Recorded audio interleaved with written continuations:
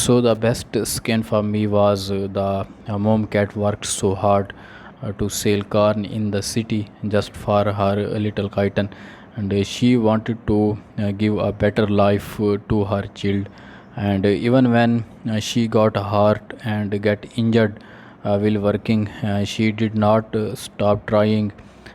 This show her love and sacrifice for her little kitten.